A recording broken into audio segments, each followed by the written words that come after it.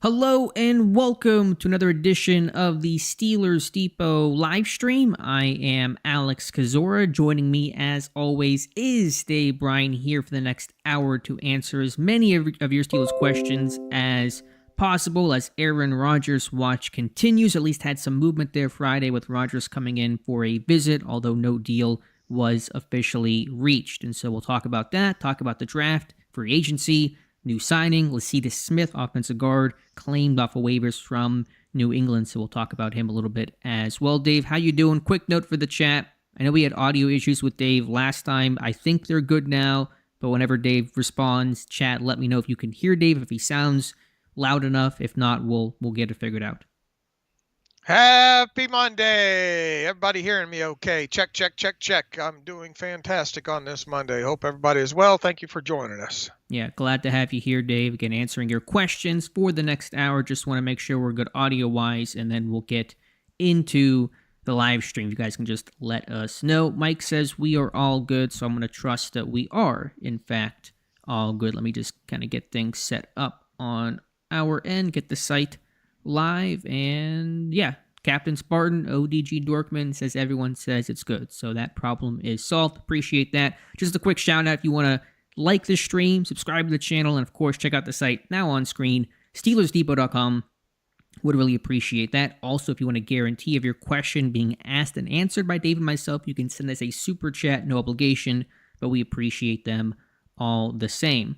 All right, let's start off here with Mike Adesso says, when Rodgers is signed, what do Yins think about signing Alan Lazard when he's cut June 2nd? Still only 29, still elite blocking wide receiver, had 6 touchdowns, and the Steelers need someone Rodgers can trust and get open. Dave, your thoughts on getting the band together for Aaron Rodgers?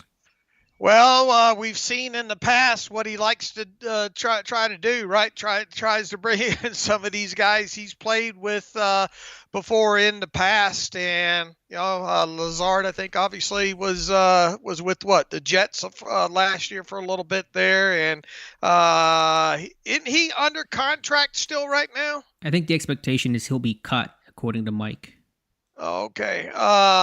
Well, obviously, you're not going to want to inherit that $11 million base salary that he is due right now. I think he's under contract for 2025 to 2026. So if they did cut him, I would imagine that Aaron Rodgers would be in the Steelers' ear to potentially add him.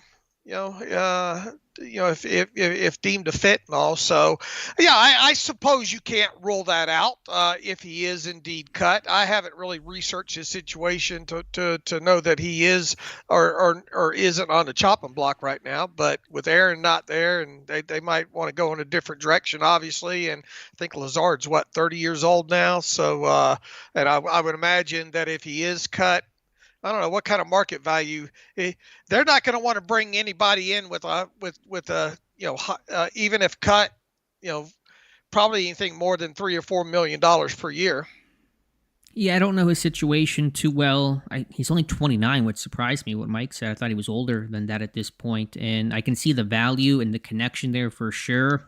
And I get if you bring Rodgers in, you're going to tailor the offense to him in a lot of ways, as any offensive coordinator and coaching staff should to their quarterback, but you can't keep doing the same thing of bringing in Rodgers guys and, the Randall Cobbs, the Lazards, Devontae Adams, who I know is with the Rams now. There's got to be some line to draw. And when you have Pickens and Metcalf and Calvin Austin, let's see what Roman Wilson can do year 2.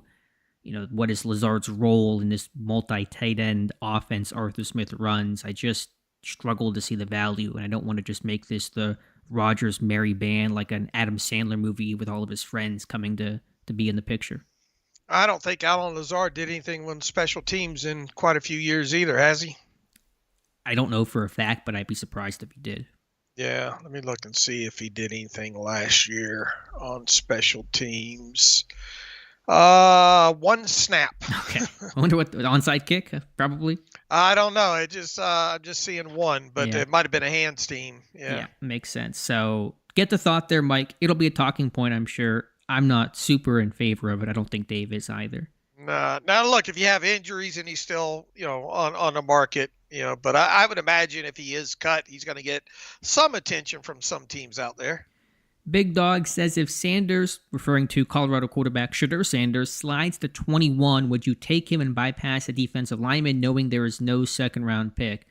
I didn't write the report on Shedeur Sanders. I don't know exactly how I feel about him, but I'll say this. If I'm Pittsburgh and I feel like he is a franchise guy that I can bang the table for, I'm taking Shedeur Sanders, even over defensive line, because without the quarterback, you are still stagnant as a franchise. There'll be issues with the defensive line, but the quarterback is the transformative piece. And if that guy does fall into your lap, you take him.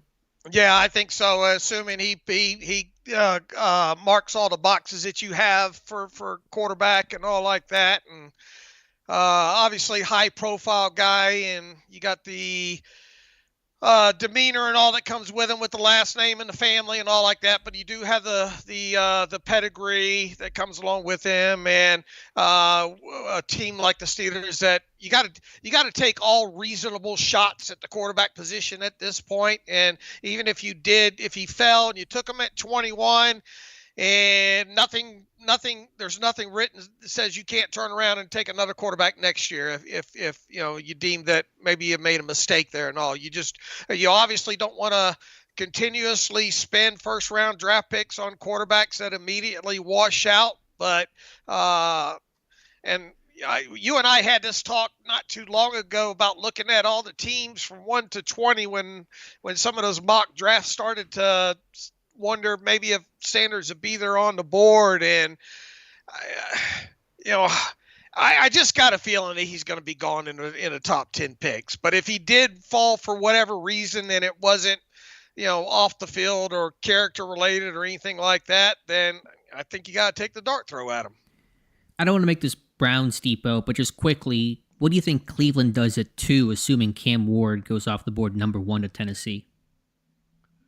Yeah, that would be a tough one because they know they don't have their franchise quarterback either.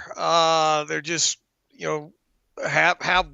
Watson's just playing it out right now, and because of the contract situation that they're in, they've got to start making plans. So, they're almost feels like I don't know, maybe they trade down or something, but if they stay in that spot, it feels like they're going to go quarterback. I think so too, although Abdul Carter would be tempting, but after you did re-sign Myles Garrett, then maybe you feel a little more comfortable about your pass rush than obviously if you did trade him away. But we'll see. That's a big sticking point. Shedeur, and then Shedeur at number 2, and then number 3 to the Giants as well. I think it's hard to see Sanders getting past both those teams. Yeah, I agree. Assuming that Rodgers signs with Pittsburgh, and even if Rodgers goes to the Giants, it'd still be on the table. But anyway, Dark Shine the Kid, you said something about Dylan at running back. Can you just clarify in the chat who you're referring to? Before I get to that question in a couple of minutes, I want to just make sure that I'm aware of who you're talking about because I'm not 100% sure which player you're referring to there. Let's see. Captain Spartan says, yet to see if y'all posted if anyone was at the Toledo Pro Day today. If no one was, does that show that Omar is too hard to predict? No one at Oregon Pro Day and only Austin at the Michigan Pro Day. Well, remember, the reason why they didn't send the whole brass to Michigan was because Rodgers came into Pittsburgh. If Rodgers did not have his visit in Pittsburgh that Friday, I promise you Tomlin, Khan would have both been at that Michigan Pro Day. I don't think we're yet aware of anyone who was at Toledo. Dave, do we know? I hadn't looked. I've got some stuff, some of their pictures pulled up right now since he brought it up. And in the little small gallery of 4 that they have, I'm not seeing anybody, but there probably was somebody there.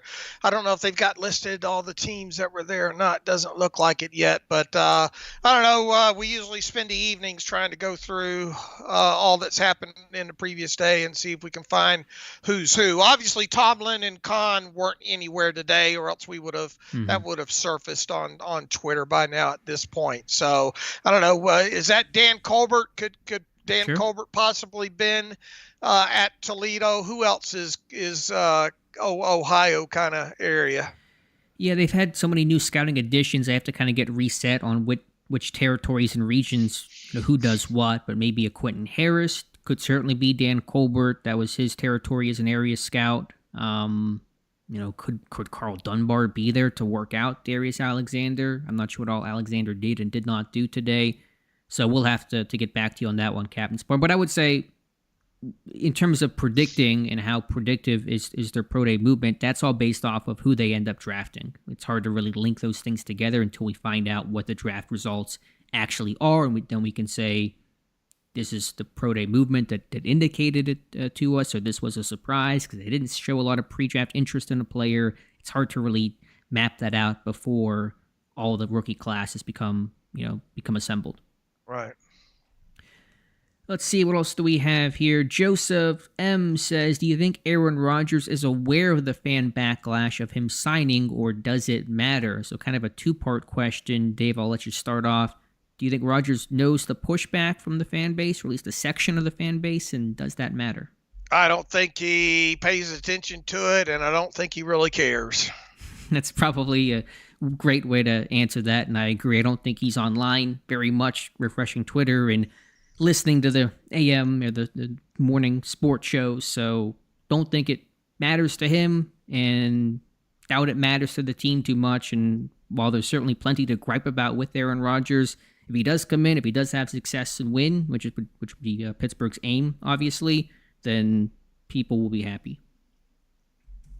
All right, next question from Brian Tolini wants us to get on the bandwagon, Dave. He says, the DJ Giddens hype train, who's joining? Are we joining the DJ Giddens hype train? Well, look, I think you look at all these running backs that they're bringing in, and you look at this class, and what was the explosive play rate on DJ? I'll pull that Maybe out here. Average, I want to say. I don't think he was at the top or the bottom, but he is fitting with the guys they've looked at. Tootin from Virginia Tech, Sampson from Tennessee, as those mid-round, explosive, speedy kind of playmaking type of running backs. A little different style than what they've had in years past. Let's see here. Pull up my chart on explosive. Where is it? Explosive. And just a quick reminder for you guys to like the stream, subscribe to the channel, check out the site, SteelersDepot.com. New mock draft from Jonathan Heitritter on screen right now. Would really appreciate that. Let's see. Where's Giddens on my list of Kansas State? He had 517 career carries in a college career. 27 of those were 20-plus yards, 5.2%, 20-plus yard run rate, which isn't awful. He had 88 runs of 10 yards or greater for a nice and healthy 17%. Look, I mean, there's a bunch of them, obviously, in this group of mid-round running backs that it looks like it's going to be, you're going to have the Steelers' interest here. And the Kansas State Pro Day, that's happened, hasn't it? It's a good question. I believe so, but I am not 100% sure. I'll have to go back and check our tracker and the schedule. Let me see. I've got the schedule pulled up here real quick, and I don't remember. Because Pro Days basically end next Monday. There's individual workouts that'll be held in April. I think the Colorado crew, Sanders and Hunter, will have some own individual workouts. But in terms of the school Pro Days, we're getting closer to the end. So I imagine it's happened. Oh, no, that was the Big 12 Pro Day. Oh, yeah, the stupid Big 12 Pro Day. I keep forgetting. Yeah. And it's did we ever spot Eddie there? I looked. I did not see him, but it's hard to tell sometimes. The only Steelers I saw was Azani for the receivers, and then the intern Keaton Hunt the first day. All right, now Giddens, is he one that's coming in, or is he came in already? I believe he's definitely has a visit scheduled. I believe he did come in officially for a visit. But if not, okay, he's listed, so I'm sure he met with Eddie Faulkner and the coaching staff. Right, then. right.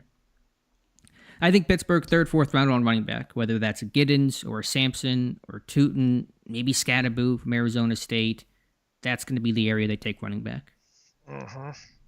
6'0", 212 pounds, ran a 4.43 40.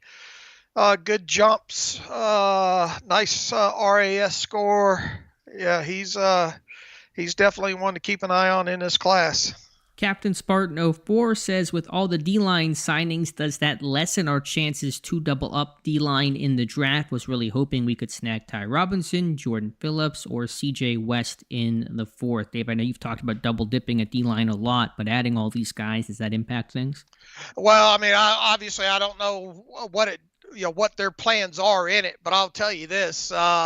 You look at that room right now as it sits behind Cam Hayward and Keanu Benton, and it's just not very, it needs more. It obviously needs an early round defensive lineman taken to join that group. And, it wouldn't hurt my feelings if you added another one at some point. Now, look, you got some unknown commodities or in there in Lee from last year, but he's got to put a lot of sand in his pants. He's got to have a fantastic rest of the offseason and preseason, and didn't like the fact that they kind of had him pigeonholed over the nose during preseason. That feels like not a great fit for him. Feels like he needs to move out from the zero there. And then obviously a lot of eyes are going to be on,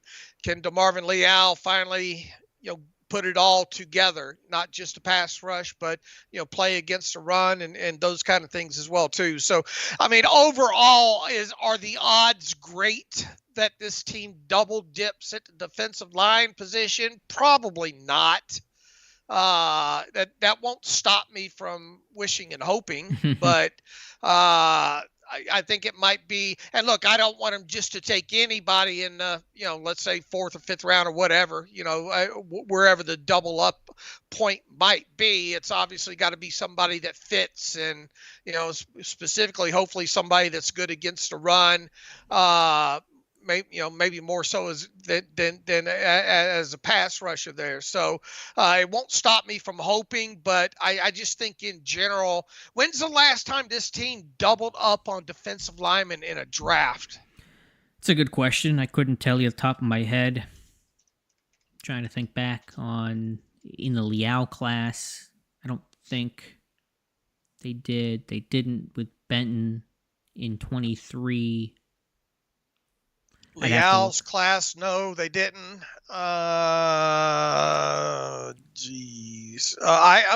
No, Quincy Roche was a outside linebacker. Was Hayward and Worthington in the same class? I don't think so. I think Worthington was before Kim Hayward back in 2011. That's a good question. No, Worthington was the year before. Okay. I didn't think that was the exact timeline, but I knew it was around there, so that was worth checking. So I think with 6 picks, you never want to say never, and what day 3, what that board looks like can be unpredictable. And if there's a really good talent at defensive line that just completely has a much higher grade than everybody else, then it's probably worth double dipping there. But with other needs, limited picks, 3 depth signings, Lee coming back off IR, it's kind of like a draft pick, Leal coming back from injury, I don't think double dipping at D-line is the likely outcome. 2014, Stephon Tuitt in round 2 and Big Dan McCullers in round 6. Shade Tree, there you go. He hung around for a long time, McCullers did. All right, let's go to our questions. Appreciate you guys being here. Again, like the stream to bring in more of Steelers Nation. Let's see. Hodge 3115 says, seems the current receiver room is better than Rodgers has had in a while. Have to compare and contrast, but yeah, I mean, that's probably pretty fair. I don't know exactly what he had. It's probably I don't know. I mean, obviously, Rodgers' best room was the heyday of the Jordy Nelsons and James Jones, and I don't know where Devontae Adams overlapped and all of that. But I think it's certainly a receiver room that Rodgers can work with from a talent standpoint. Oh, yeah. I mean, when you got Austin and George Pickens and DK Metcalf, you can definitely work with that trio. And then obviously you're going to hope that Roman Wilson make some kind of jump in his second year after only playing 5 offensive snaps from there. And yeah, if everybody stays healthy, especially with those top 3, it should be something for him to work with. They all have a lot of experience. The question is, as you mentioned the other day, the volatility of of the receiver room of Pickens and Metcalf and Rodgers, some really strong personalities in there. It could go really well from a talent perspective. It could also go really bad from a personality perspective. Yeah, but I do think Rodgers is going to be more of, if you want the ball, you got to keep your mouth shut, and he's got a real domineering kind of alpha, I'm the man type personality, it feels like. So will there be some whining and complaining and probably some frustration seen in games from guys like Metcalf and Pickens? Yeah, but in the same I don't think Aaron Rodgers will have any problem going over and kind of getting in their faces and all. Yeah, no, I certainly don't think that'll be the issue. And in fairness, I mean, the story of Metcalf, like what exactly is the pushback on Metcalf's personality? It just seems like he's been a little fiery on game day, but it's nothing Right. that to me is really out of line or uncommon for any Right. typical receiver. Right. But the receivers, they want the football, and you're gonna feel that in probably a run heavy still type of offense. So you just kind of wonder at some point, are there going to be some issues, some blow ups? Probably. All right, next question comes from Ronald Hall, who says, what's stopping Rodgers from waiting until OTAs to make his mind up? Not sure why everyone is certain he'll provide a response this week. I don't think anyone is certain about when the response is coming. There is on screen right now that Tom Pelissero believes the decision could come within the next few days. I think the visit to Pittsburgh maybe starts putting these wheels into motion. But to answer your question, Ronald, nothing is stopping Rodgers from making a decision come May or June. There's nothing to prevent that. Pittsburgh's going to wait this thing out. But I think Rodgers would I'd like to think he'll understand teams are looking for an answer and would like an answer at least before the draft. And he'd also probably want some clarity on his future as well.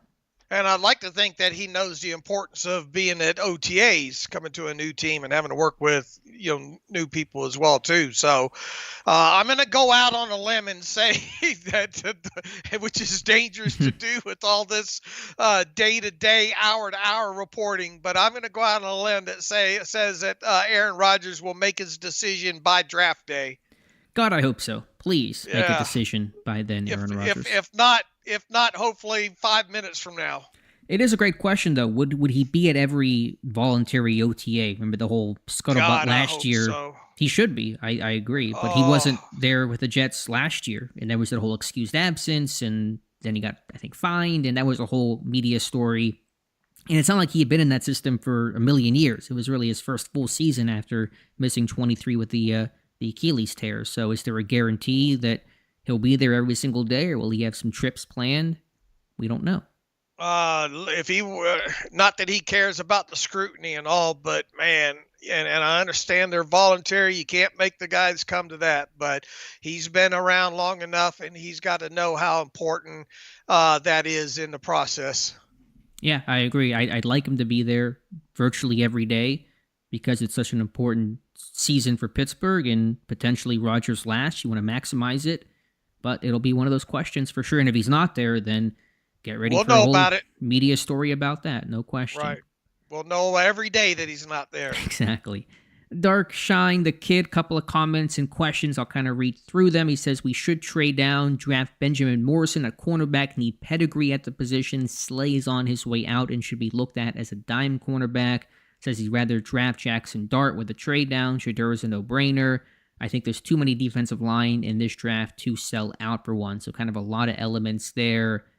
Listen, we talked about this on the podcast this morning, Dave, about trading down. You're always open to it, but it depends on the board, depends on the offers. It's really hard to look at those things concretely, definitively, until you're really, at draft day. Morrison's a really talented corner. There's no question about that. There's the injury concerns, the hip issue he's coming off of is going to be the real medical check on him.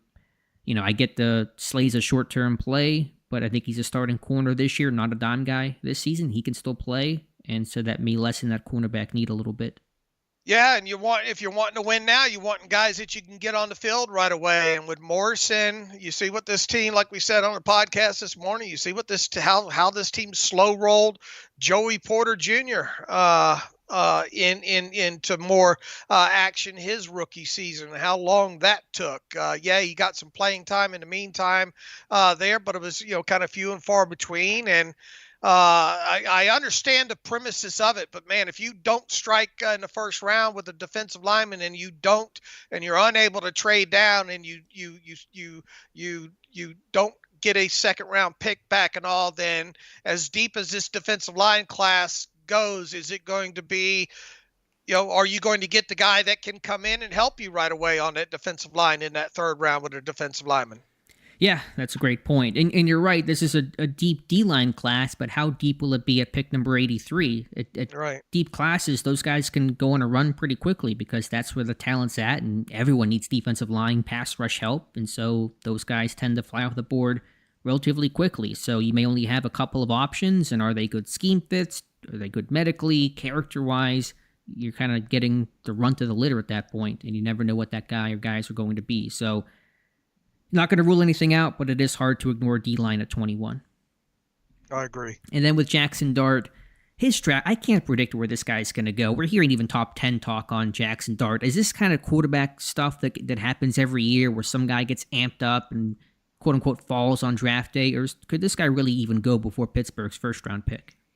Oh, quarterback needy teams and the draft community takes a while to get caught up with what's actually going on with the scouts and where they are at on things. I still think he goes off in the first two rounds, whether or not it's first round or not. And we went through all the listed teams by doing that exercise with Shadur Sanders, right? About teams that have quarterbacks in place and all like that. And it feels like if Dart doesn't maybe go in that top 10 or 15, and obviously if he slips by Pittsburgh at 21, it does feel like it could be more of a second round play on him for a team. But does somebody trade up to go get him is the question, which is entirely unpredictable, but you do wonder about that. So I really can't get a read on these quarterbacks past the top two about where they're going to go. I think from there, I think Dart will be the third quarterback taken. I just don't know where that's going to be. How many teams should consider drafting a quarterback within the first two rounds this year because of their status kind of being uncertain maybe past this year? I think the Seahawks could be categorized in that boat, right? You said the Seahawks? Yeah. Because they got Sam Darnold, because that's kind of a one year deal, right? Sure, I'm with you. Or potentially 1 year deal. Buffalo does not need a quarterback. Miami seems to be fine with Tua. The Jets obviously have Fields. New England's got a quarterback. Baltimore has a quarterback. Cincinnati has a quarterback. Cleveland will probably take one in the first two rounds. Houston has a quarterback. Indianapolis, it doesn't feel like this is the year that they're going to draft a quarterback in the first two rounds. Jacksonville doesn't need one. Tennessee could potentially be a team. Kansas City, no. The Chargers, no. Denver, no. I guess Vegas could be kind of in that consideration. Philly, no. Washington, no. Dallas, no. The Giants, probably. Detroit, no. Minnesota, no. Green Bay, no. Chicago, no. Tampa Bay, probably not. Atlanta, probably not. Carolina, probably not. I suppose New Orleans could be a team within the first two rounds that looks at the quarterback position. The Rams, probably not. We mentioned Seattle as a possibility. Arizona, probably not. And San Francisco, probably not. So there's a good six teams, right? That and then, obviously, if you want to throw Pittsburgh in, are definitely a quarterback needy team at some point. But even so, my thought on Dart is he goes before the start of round 3. Yeah, I agree with you there. I know it's so arbitrary, but just put a percentage, the odds Pittsburgh drafts a quarterback in that third to fourth round range. I mean, I think there's a decent chance. We'll see how many more they bring in, maybe for visits. We'll see if they show up at. I mean, they're probably going to show up at the Ohio State Pro Day, so I don't know if we'll learn anything more than that. Maybe if unless the quarterback coach also shows up there with Tomlin and the rest of the guys there. Chuck, they obviously seem to be connected to. Milrow, obviously, they seem to be connected to. Who else? Some buzz on Will Howard from Ohio State. Right. That's why I say I don't know if we'll learn much, though, unless he's brought in for a visit, right? Right. Being at that Ohio State Pro Day in itself doesn't mean a lot, although it wouldn't be shocking if there was a Pro Day dinner with Will Howard, too, and teammates, you would presume. So we'll see. It'll be a big question for sure. And then also from your question earlier, Darkshine the Kid, about A.J. Dillon, I think Pittsburgh just wants to draft. They want to go younger. They want to go more explosive. They want to go a cheaper route. It's a great draft class to need a running back, and so I think that's why Pittsburgh spent a cheap one-year deal on Gainwell, more situational, niche type of a guy, and their bigger swing will come in the draft. All right, let's see. Next question comes from a fellow Alex. He says, if Rodgers does sign with the Steelers, do you think Arthur Smith will adjust his offense to be a more passing offense? It's great minds, Alex. I had this thought earlier today. Smith's offenses are notoriously run first. I think he's finished top 5 in rushing attempts in every year he's been an OC or head coach, all but once, I believe, and they were top 5 in 2024. Does that stay the same if you add Rodgers, or does that change, Dave? Well, here's the thing, and I can remember some of all the being bombarded, obviously, with Aaron Rodgers on the Pat McAfee show and watching some of his post-game interview. Aaron Rodgers knows the value of the running game. You know, I remember him talking quite a bit about who was their back over there last year with the Jets. Breece Hall. Yeah. Talking about how, some of those run, how they were able to lean on him, especially on some of those off tackle runs and all like that. Aaron Rodgers knows the value of a good running game. But he also is going to want to throw the ball, if he sees defenses stack something and all, he's going to want the autonomy to be able to. That's some of where I think the big difference where the meeting of the minds is probably going to have to happen with Arthur Smith and Aaron Rodgers. Aaron's probably going to insist, saying, look, if I see something that I don't like, I'm going to check to something else, because he's obviously has the experience to do that. And, I just think that's where the meeting of the mind, it's not going to be so much. Look, the Steelers are going to have to run the ball with a 41-year-old quarterback that's not mobile, right? 100%. You just can't expect Rodgers to drop back 45 times a game on average and expect good things to happen overall with him. Man, you look at some of those hits he took with the Jets last year, and it was amazing. Some of the times I was even yelled, stay down. And to his credit, he got up, but does Aaron really want that to happen? And do the Steelers really want to get in a situation? Now, obviously, if you fall behind a couple of scores, it's going to dictate, how you go about things. But I really think, Alex, the meeting of the minds, outside of some schematics and some things that Aaron just, probably will insist on running. Look, Aaron likes to throw over the middle as well too. He likes those daggers and things more to the middle of the field. So that would be refreshing. But I really think where the meeting of the minds would have to happen between Aaron Rodgers and Arthur Smith would be the autonomy. And look, if I think we're not in the right play, I'm going to get us in the right play. I'm with you 100%, Dave. Rodgers cannot change the identity and vision of this offense, in part because he's a one-year thing, we assume, or we can't assume anything past that. So you can't have upheaval to your entire offensive philosophy for just potentially a rental, which Rodgers would be if he plays just one season. Now, I think you tweak some things offensively. Are you under center as often as you were with Russell Wilson? Probably not. Do you boot out as often as you did with Russ and Fields compared to Rodgers? I doubt it. Are you running more pistol to try to mesh, getting some of that play action look versus getting him away from center? Probably some more of that. But can you go and become this 11 personnel, freestyling, pass-heavy offense? You can't, because like you say, he's 41. You can't put that burden on him like he was when he was 31 or 28, back in the true prime of his career. And the best thing for Rodgers is, like you said, probably a good run game that makes that pass game more effective. And so Pittsburgh has built this offensive line, this team, to be able to run the ball. That's their aim. Haven't quite gotten there yet, but that's still the philosophy and the core of this team. So would the rushing attempts be quite as high as last year? Probably not, because Rodgers will scramble less than Russ, and you're not going to have the design runs you had with Justin Fields in his 6 starts, which become counted as rushing attempts on the score sheet. So maybe Pittsburgh would not still be a top 5 rushing a team in that sense, but I still think the core of the team that wants to run the ball is still a little more conservative. It's going to be the approach.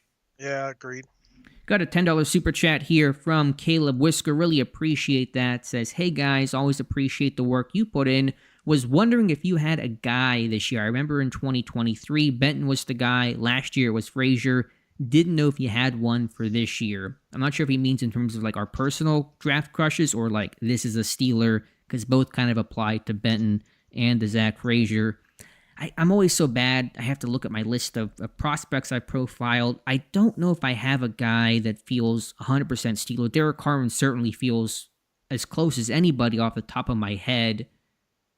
Dave, do you have anyone who either you? I really like Tyler Warren for watching all those games last year and seeing how he was used, and not just Pittsburgh. I'm just talking about a guy that I really have liked to watch on tape so far is Tyler Warren out of Penn State. I think he's a can't miss prospect in as far as first rounders go this year. So he would be my number 1 guy. For me, and I'm not saying he'll be a Steeler, I doubt he will become one, but I was a big fan of Maxwell Hairston even before he blew up the combine with a great 40 time, a 4.28, and the overall fantastic workout. That's a guy that has great ball skills, is physical, had a shoulder injury his final season that impacted his tackling, but healthy. This guy can run, hit, he can play man, he can play zone. Smart guy overall, and so I really like Maxwell Hairston. One other guy, the report's going to go up actually in the morning on, so it's funny you asked this question, Caleb. He's not going to be an early round guy, probably not a defensive starter, but Dan Jackson from Georgia, who we had Terrell Austin put him through the paces of the pro day for the Bulldogs a week or 2 ago. That's going to be a 10-year special teamer, Dave. That is a hair on fire, just all out, all effort, sacrifice his body to make the play kind of a dude. He was a walk-on at Georgia, never even earned a scholarship his entire time there. He just ended up getting an NIL deal, the Hope Scholarship he was on. That is a guy that's going to be like a Miles Killebrew type that becomes a multi-all-pro on special teams. I love those kinds of guys. We're talking day 3, maybe even undrafted for him. I do think he does get drafted. He had a good pro day workout, but Dan Jackson's a guy that's going to be blowing up punts and kicks for the next decade. I think it goes without saying Travis Hunter is going to be an interesting guy to watch once he gets in the league. Who else in here? I think Walter Nolan in the right system, especially ends up in a defensive tackle in a 4-man front. I think you're going to hear his name called quite a bit throughout his NFL career. Just super talented player against the run, against the pass. But I mean, Warren is a guy that I think hands down could be someone that has a lot of longevity and really play a long time, put up a lot of good stats in the NFL. Yeah, hope that guy does not end up in the AFC North for sure. Mike Adesso, Alex, I've not heard any Walk the Mock. Is that going on sometime? Any plans for live mocks on your channel? Yes, I know I always ask this, LOL. I've not heard anything from Walk the Mock, but I would still plan and hope to do some sort of live mock draft for you guys this year. So I don't have a whole lot of plans cobbled together on that. I don't know if I'll be participating in the official Walk the Mock. I'm not even sure if that's even happening. I don't have any information at all on that front, but I'm sure we'll be doing something at least once, Mike. All right.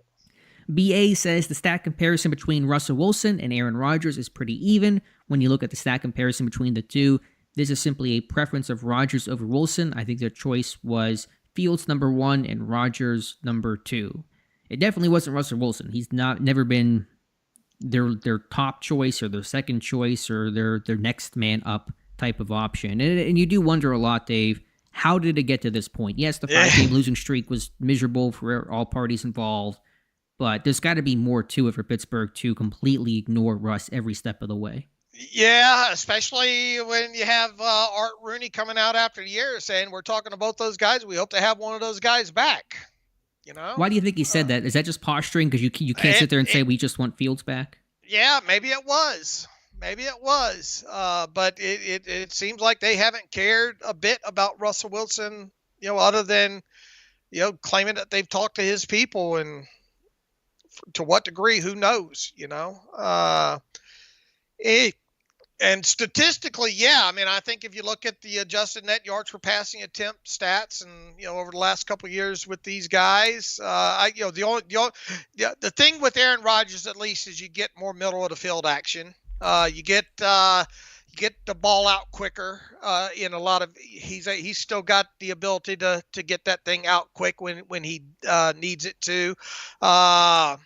He still can throw the football. I'm convinced he probably not as good down the sidelines as say a Russ is with that moon ball and all, but I mean he still has the arm to make every throw, I think. So I think this is just a preference of they've seen what Russ can do. They know what his limitations are, and as we kind of joked ever since the hard knocks and all, teams seem to know that it's either a 3-pointer or a dump off for Russ at this point, and that's how teams go about defending him. And I bet too that they know that the middle of the field is just not something that Russell Wilson can or will do at this point. Hasn't really done it for several years now. So I think they've seen what the ceiling is on Russell Wilson, and they don't think they can win with him, make a run at it with him.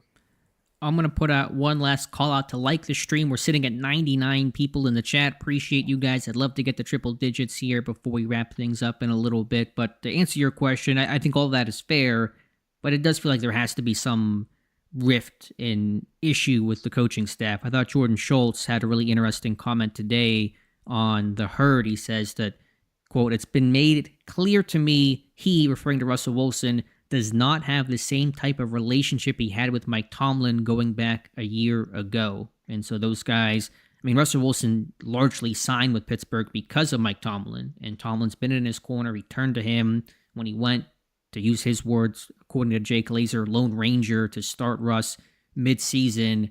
Did that sour? It seems like Arthur Smith and Russ did not have a great relationship. That's been documented a couple times. So it feels like there's certainly some personal side of this in addition to the on-field performance. All right. Do you think Rodgers will be allowed to throw over the middle as he's often done in his career? Because this is not just a Russell Wilson thing. It's a schematic, philosophical thing in Pittsburgh, whether it's been different OCs, quarterbacks, all those have transcended the team not throwing over the middle of the field.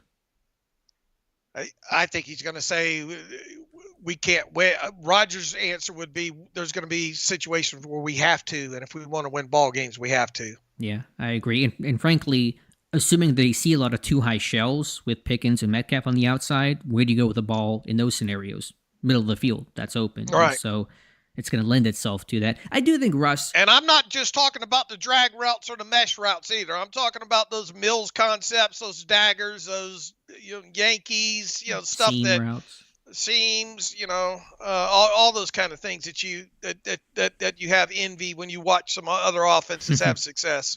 I do think Russ threw the ball over the middle more than other quarterbacks in Pittsburgh recently have. Obviously, the moon ball is still his bread and butter, but Calvin Austin did most of his damage over the middle late in the season, so I thought there were some signs of that. But Tomlin's apparent philosophy is that's where the turnovers come from. That's why they've been very risk-adverse, but you can't sign Aaron Rodgers and then become completely risk-adverse. Those conflict with each other.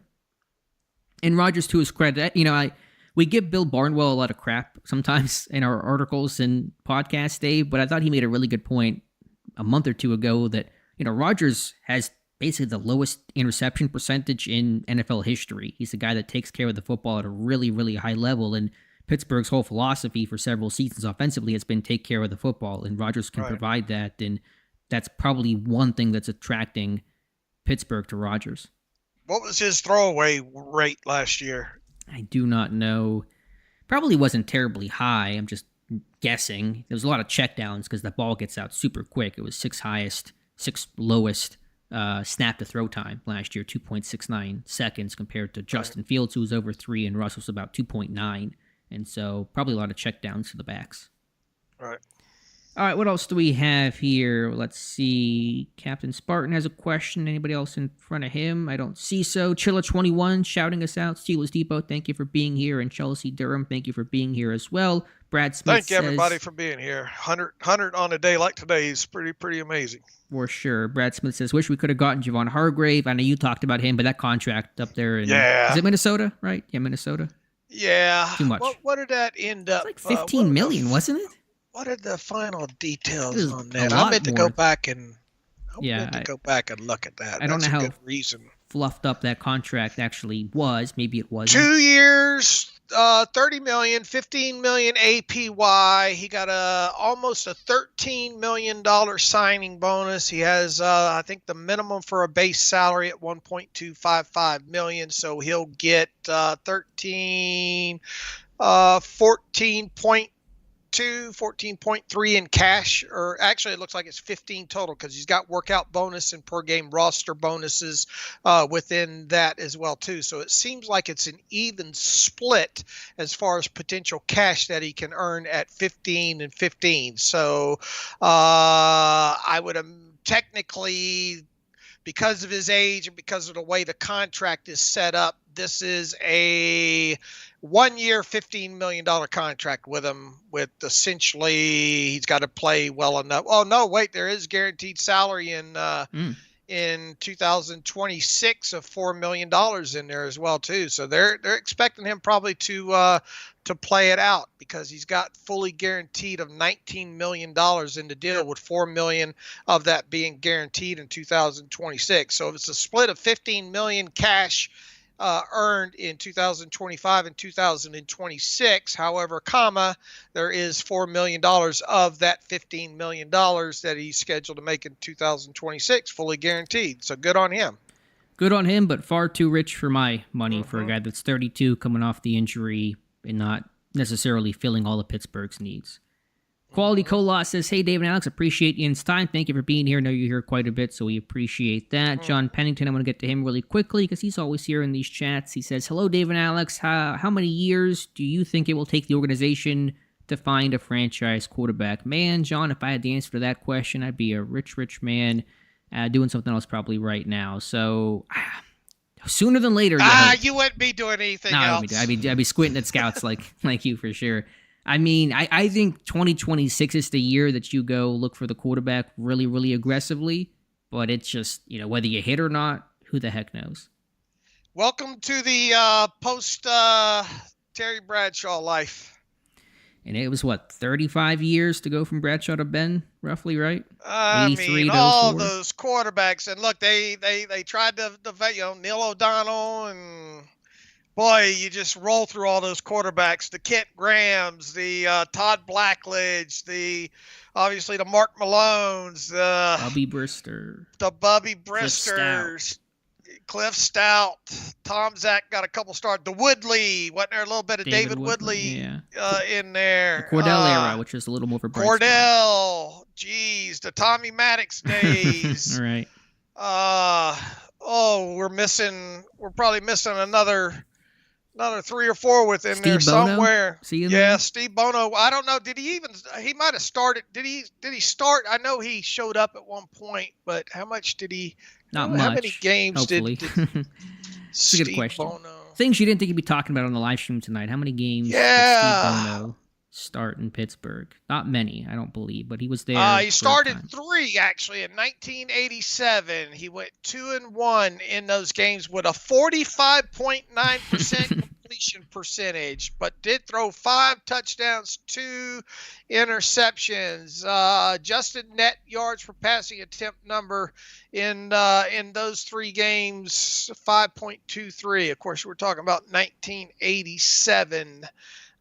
There, but just look. I mean, they don't grow on trees, but that shouldn't keep you from taking chances at them. Yeah, you can't be scared going for that quarterback. Be aggressive in your pursuit of one. If not this year, the next year, and you hope that guy is the answer. But no one can tell you with confidence there, John. Captain. Boy, he played several more seasons in the NFL, even after the Steelers. How many starts did he make in his career? Made 42 starts, and believe it or not, his first 3 starts in the NFL. I did not know this. First 3 starts in the NFL came with the Steelers. Who did he play for after? Start for? San Francisco, Kansas City was where he got most of his starts at, and then he went on to Green Bay in 1997, St. Louis in 1998, and Carolina in 1999. How about that? The more you know. Good bar trivia question for someday, I'm sure. He was 13-3 with Kansas City in 1995. Wow. In 16 starts, started all 16 games. Even so, completed just 56.3% of his passes, 21 touchdowns, 10 interceptions. Had a 5.42 adjusted net yards per passing attempt stat that year. Had no idea he had that level of success for a season. So there you go. All right, Captain Spartan 04, based on the pro day, should we expect the Steelers to take a safety instead of a corner? Personally, don't trust Trice to stay healthy either, but seems like we've shown more interest in safety.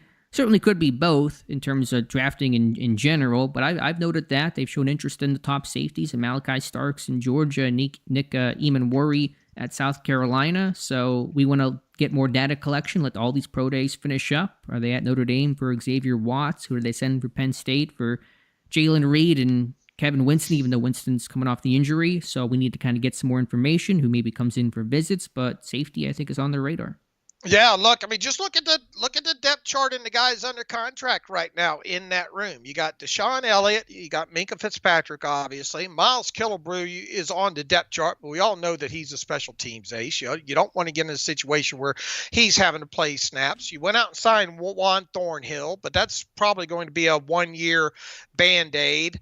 The other guys in that room, what's going to happen with Ryan Watts, their draft pick from last year? The good news is it looks like he's walking around without anything on his neck. They just gave him the key to the city back in his hometown in Texas. So you hope that and I would think at this point they probably consider him more safety than they do corner, right? Yeah, they moved him last year. Right. And then the other guy I think under contract's Joshua Bledsoe. So just look at that room, and you look at that room, and that room alone tells you that they need somebody in that room via the draft. Mm-hmm. Get younger with Elliott last year of his deal.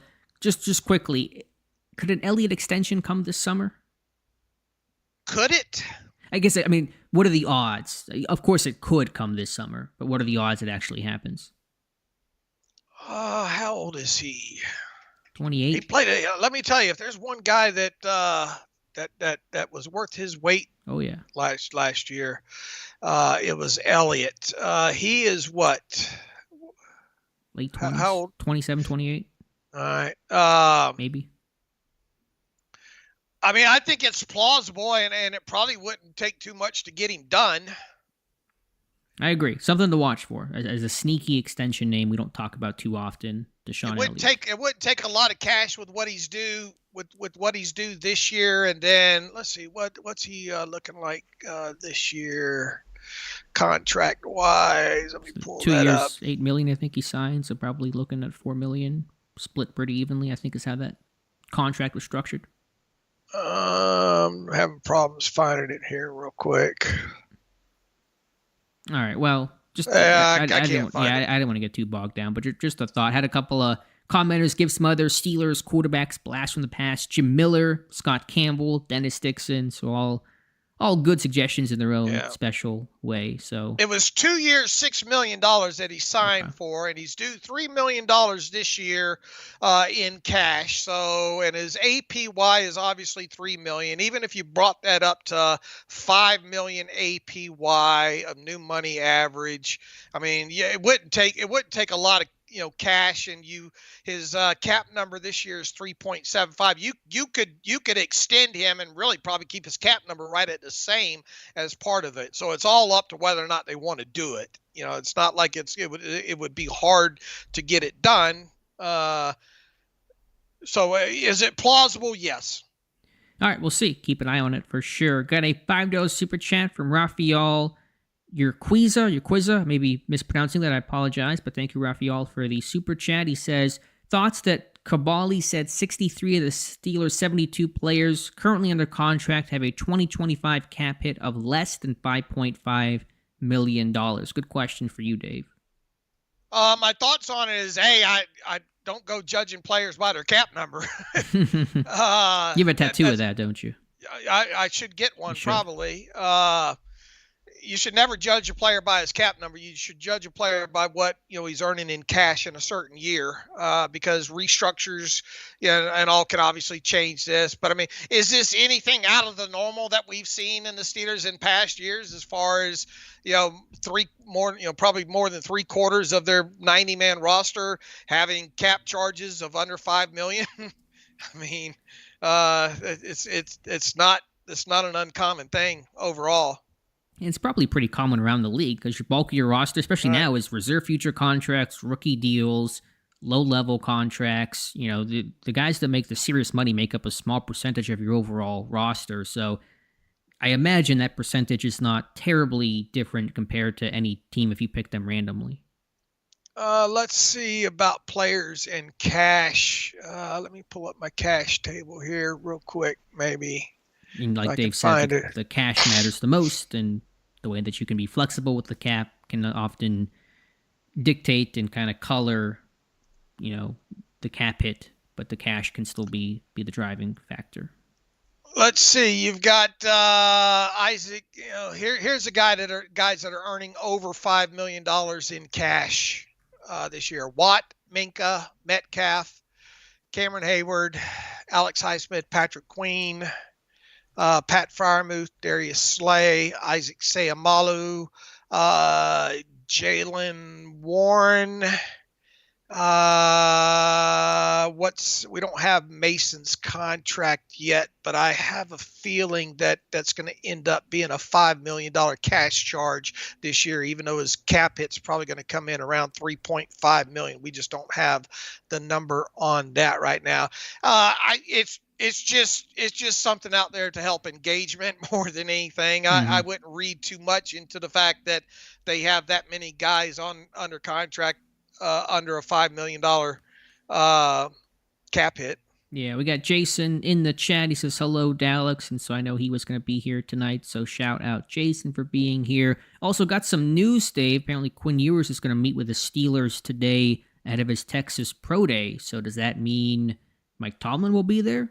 Omar Khan? We don't know exactly who Quinn Ewers is meeting with. At his Pro Day? He's meeting with the Steelers today, according to this tweet on screen. So, yes, today. I think it's Texas Pro Day is tomorrow, right? Okay. All right. Well, maybe they'll show up at that one.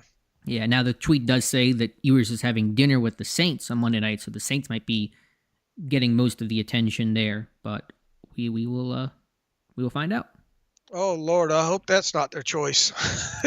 Could be. Another name in the mix for sure. Yeah. All right, a couple more questions. We're going to try to get through as many as possible, and appreciate you guys hanging out with Dave and I tonight.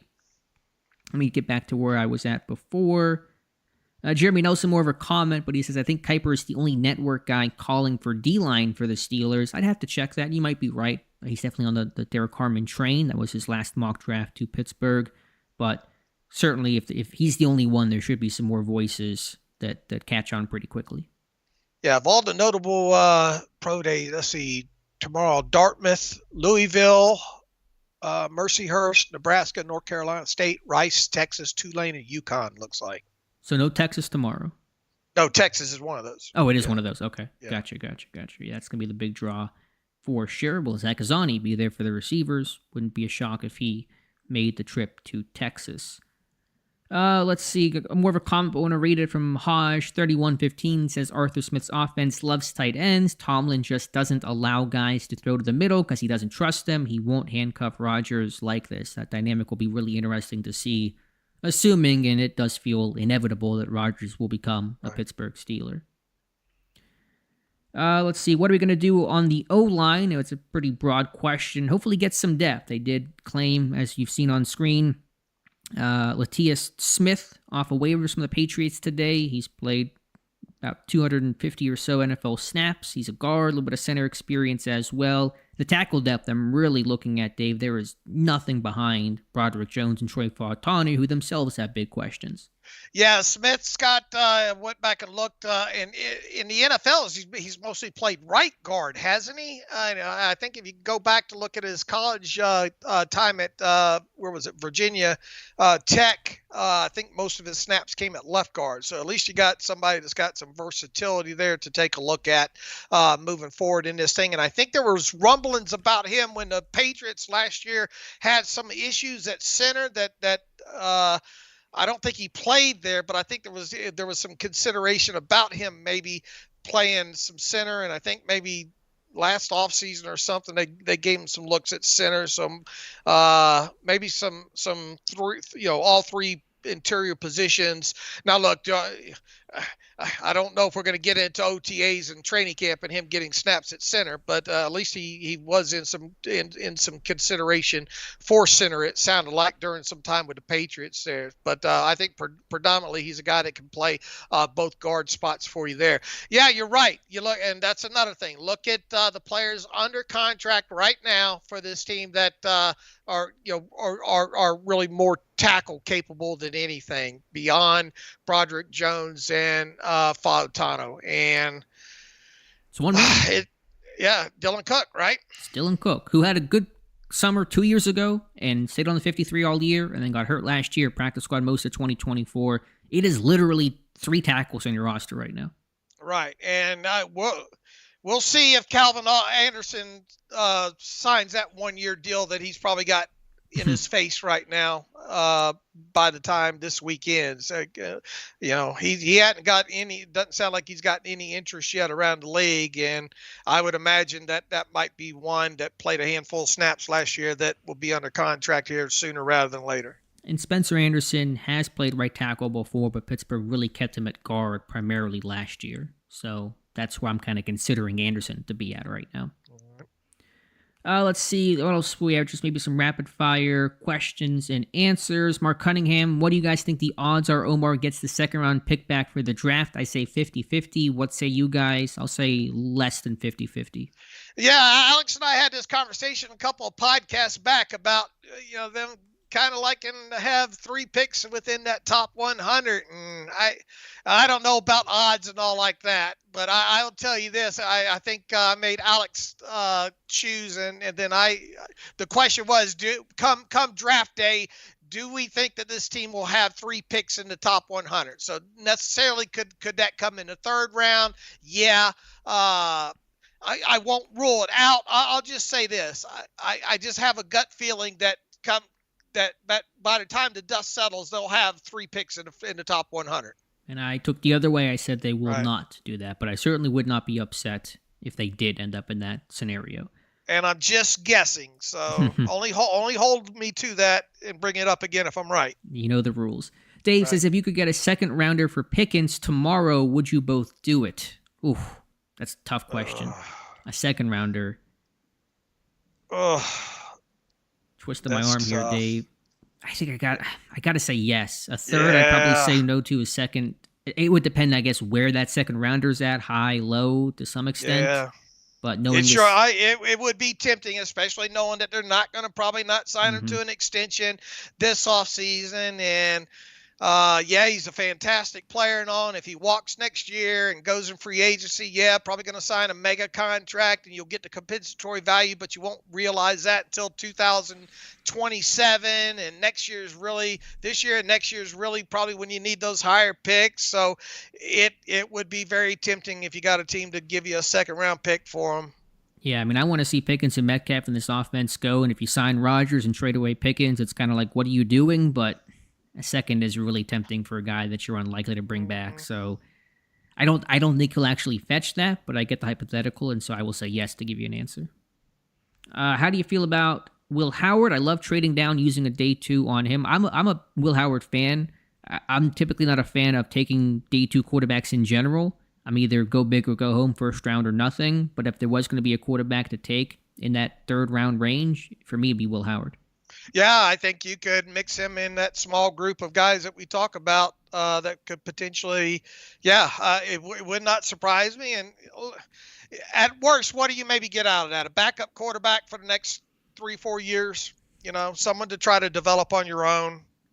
Yeah, I don't want it to become a backup. I know you're not saying that's the ideal. No, That's but the I'm worst saying case. worst case, Right, a Mason Rudolph type, which is basically what Rudolph's career arc has been, third-round pick. They traded up. People forget they traded up for Mason Rudolph. They jumped the Bengals to get him and became a number 2. But I think Howard has starting ability with the accuracy and the touch and the leadership and, having a great stretch down the stretch of the season for Ohio State. So I like him more than Milroe. I like him more than Jackson Dart, which might be a hot take, but that's my stance.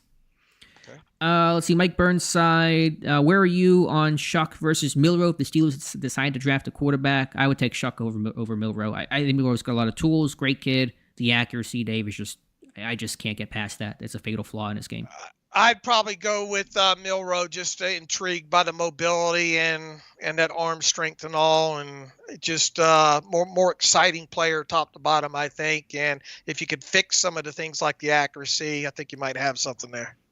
Kevin, who was it? Kevin Doubleday, are you surprised by the minimal representation at UNC's Pro Day? Seems like the signs are pointing us to waiting on running back until round 3 at the earliest. I'm with you on running back. We still need to find out exactly who was there. Yeah. I don't think Arthur Smith was there. A little surprising, but maybe some awkwardness over, hey, we offered you a job last year. You turned us down. Maybe not the best year to go for Arthur Smith. Bill Belichick wasn't even there, was he? No, I think he was doing something else. I don't know. Okay. On the recruiting trail, maybe. But we need to see. We know one scout was there, Jared Heiberger.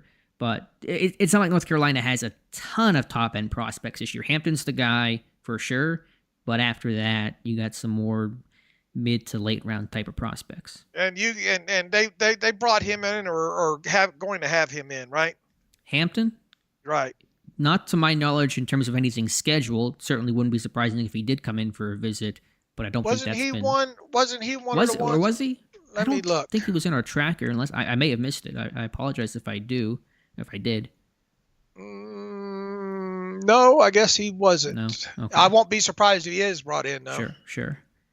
Let's see. Anything else here really, really quickly we can get to? Do you think the Steelers are gearing up to draft a quarterback next year? We gathered a lot of comp picks. I don't know if that was the plan, but I think that's certainly going to be an outcome. So I think 2026. I think they could draft a mid-round quarterback this year, take a look at the guy for this season, and then still draft a quarterback in the first round next year. So I think 2026 is the year you take that big swing. I agree.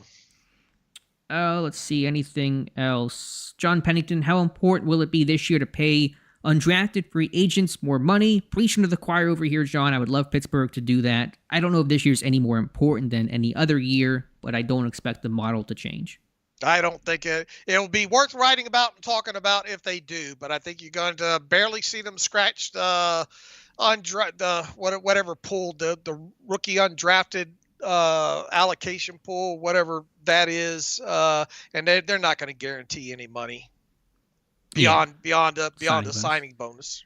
Right. That's, to me, I think one big issue with the team, but that's a rant for another time. Mike Adesso, when's the emergency pod dropping for the new guard pickup? Well, I know he's saying that tongue-in-cheek. We'll talk about him. This is it.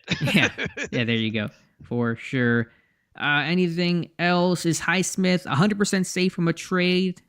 Yeah. I think Alex Highsmith is. Yeah, I haven't talked about him too much, but he's not going anywhere. And Justin Watson, to close things out, I would not sign Shuck as the undrafted free agent quarterback. Too many precedents saying he's not getting a second contract. So he's pretty low on Tyler Shuck. Okay. So there you go. All right. Appreciate you guys being here. Be sure to like this video, subscribe to the channel, check out the site, SteelersDepot.com. Really thankful for everyone who turned out to get us to triple digits. Thank you for the super chats and just you guys hanging out with Dave and myself. We'll talk to you in 2 weeks and hopefully know if Aaron Rodgers is or is not a Steeler by then. Dave, thank you as always for being here. And thank you for moderating these like you do. And for a March 24th Monday live stream, we certainly do appreciate everybody that showed up and participated, and great questions as usual. And peace and love, everybody. Just a quick tease, if an Aaron Rodgers signing does happen, I'll have a video out on him, and of course we'll talk about it every which way for the site on the podcast, SteelersDepot.com and the Terrible Podcast. And thank you again for being here, and we'll talk to you soon.